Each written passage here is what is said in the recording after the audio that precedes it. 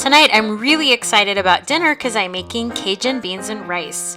To start with, I'm using my Instapot, but you could do this in a regular pot. I've just browned some andouille sausage, which traditionally is pork, but I'm using a chicken andouille sausage from Trader Joe's, and this comes pre-cooked so it doesn't take long to brown. In the same pot, I'm going to add a little bit of olive oil, and I'm going to begin sauteing the Trinity. So in Louisiana cooking, instead of a mirepoix with carrots, onions, and celery, they use onions, celery, and typically a green bell pepper, but I don't really like green bell pepper, so I put a poblano in, and I also put in a little bit of jalapeno. So I'm going to let that sweat and have the veggies release their juice. I'm also going to season it. So I'm using Cajun seasoning and a little bit of cayenne pepper because I don't like it too spicy, but just easy on the cayenne pepper, and I'm putting in some minced garlic. I'm also adding in some dried thyme and some freshly ground black pepper.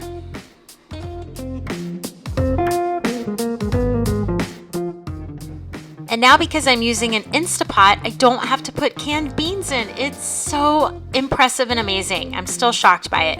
But I have some dried kidney beans that I have rinsed really well, picked out any stones and funny looking beans.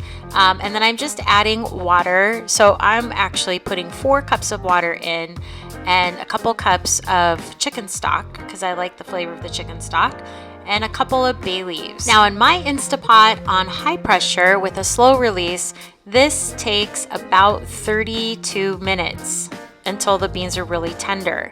So you may have to play around with the settings on yours, but mine was ready at tender at 32 minutes.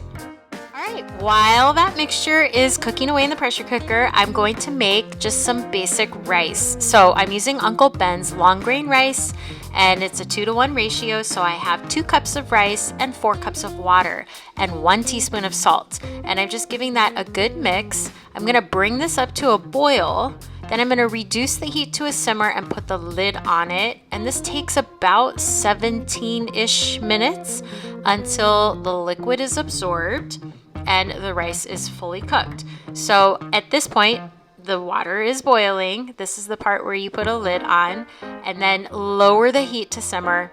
And when all the liquid is absorbed at the bottom, you know that your rice is done.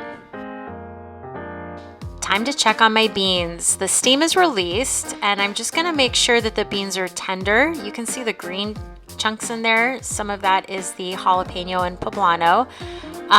Before I mash, though, I want to remove the 2 bay leaves, so I'm trying to fish those out.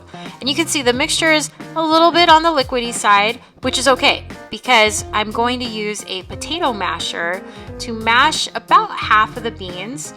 You could even put in an immersion blender, which I actually did later off camera, because that mixture, the beans, when you've mashed them, really helps thicken this up so it's not super liquidy. When I make beans in an Instapot, I always like to salt them closer to serving, so I don't put the salt in at the beginning. So I'm putting in a couple teaspoons of salt because this was a lot. This was a big mixture. And this is gonna feed between 6 to 8 people. So you can make some and you can freeze the rest if you don't eat it all. Now I'm gonna add back in the andouille sausage.